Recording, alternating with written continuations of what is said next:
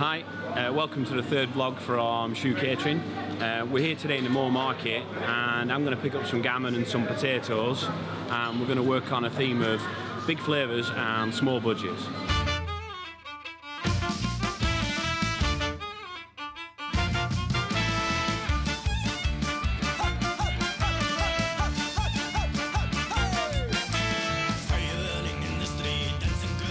Okay, so we're back from the Moor Market.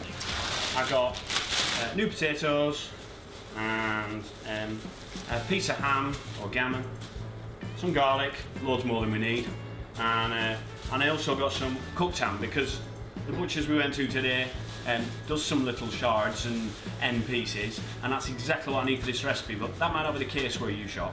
So generally I would buy a piece of gammon about this big. I would do a roast dinner with that, and what's left of that you can then turn into the dish that we're going to do today. What we're going to use today is, as I mentioned, the cooked ham from the butcher. That's even cheaper than the gammon, and I'm going to use that with the potatoes, the garlic and the onions to make a pea and ham casserole. I'm going to start with chopping onion. I'm using red, you can use white, you can use anything. In fact, I'm going to use a bit of this red onion and a bit of a shallot I add. So again, it's all about just using what you have and putting it together. If you only want one onion, just put one in. Roughly chopped, it's a casserole. And I always just straight off top and tail onions and discard that away, and that sort of generally avoids me crying. So a bit of olive oil, start the onions off, and then I'll start chopping a little bit of garlic. I'll rough chop the garlic first, put a bit of salt on it, and just start sort of pressing on it and letting the salt do some of the work for me. The ham's quite small pieces, so I'm going to put them in just another minute or two, but you could put them in now if they were chunks, if you just diced up. I'm going to chuck a few potatoes up now as well. I'm going to use some of the potatoes that will stay in the casserole and they'll smash down and they'll help thicken it, but we'll pull some out and add them in later for a bit of texture. What I'll tend to is I have herbs in my kitchen, and when the plants are really flourishing and I've lots, take them all off, chop them as a group and put them in some oil, and it's brilliant for this sort of recipe. So I'm just going to use a sort of a half a tablespoon here of the herb oil. Okay, so the onions are soft now, the potatoes are just starting to colour, so I'm going to put the stock in now, and as I say, if you had chunks of ham they will be in now as well. But, so you can use a vegetable stock or a chicken stock, doesn't matter if I'm using vegetable. Then my ham, I'm not worried about it being big pieces, I mean it'll break up a bit anyway. So those potatoes now will probably take about 20 minutes, and that's the point now where we pull about half of them out, let the rest stay in there, and they'll help us thicken the sauce. Okay, so potatoes are now cooked quite well and they've softened up a bit, so I'm just going to pull out some of them to go back in at the end, as I say, for a bit more texture. And it wouldn't do any harm to help the other potatoes on the way a bit, so I'll just give them a little mash down with a fork. Some peas in there, and I've got some broad beans as well, but anything out of your freezer is fine. You can get bags of mixed peas, and they're just great to have in your freezer. Broad beans are my favourite. There's a real texture to them, there's a crunch, and that brings a lovely colour to it now as well. So that's about, we're probably talking 2 minutes now really, just let it cook on a bit.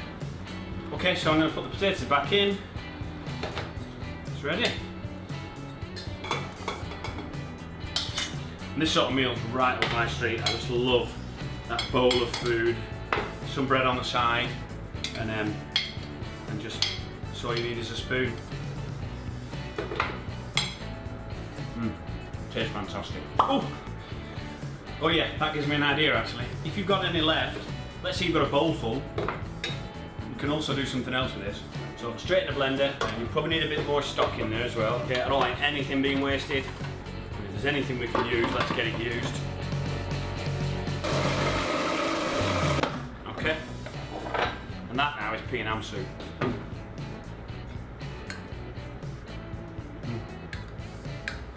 And it still is delicious. Just another way of serving our food and making sure it doesn't go in a bin. So you can see from all that's in front of me how much we've created from £1.24 of ham, 90p of potatoes, the peas I had in the freezer, we've got soup for tomorrow, we've got a casserole for tonight's tea. And what I would say is don't let food be a boundary. You know, that ham could have been chicken, we could use pasta in there instead of potatoes. Just use those key elements that you're cooking with some big flavours in the beginning with the garlic and herbs, we're using some sort of carbohydrate and also a protein. Again, it doesn't even have to be meat. You know, that could be an exclusively vegetarian offer. We could have put a bit of halloumi cheese in there or even just some feta right at the end. I'm going to show you now another great alternative to meat. I prefer it to minced beef. I don't think you can taste the difference texture-wise, and the flavour's fantastic. Start with a bit of garlic and some chopped onions. I'm using red, but any will do. Then we put in leek, a bit of chilli. It's always better at this first stage, it really draws the flavour out. Seeds or no seeds, that's your preference on heat. I normally leave them in. We would just start to fry this off until the onions start to soften. Okay, so then I put the spices in at this point, and I find that frying these for a minute or two really pulls the flavour out. So we're putting in some paprika, coriander, cumin and some chilli powder. Add the chopped tomatoes. So then a simple veg stock, doesn't have to be anything fancy. The standard sort of shop sewn powder ones are great for this recipe. And then the lentils. And then we just simmer that off slowly now, slowly so they don't stick, and you know, you shouldn't be in a rush with this dish. You can get those big flavours on a small budget, and there's no excuse to be having beans on toast. We can have a lentil chilli like this that's great for you and great for your wallet as well.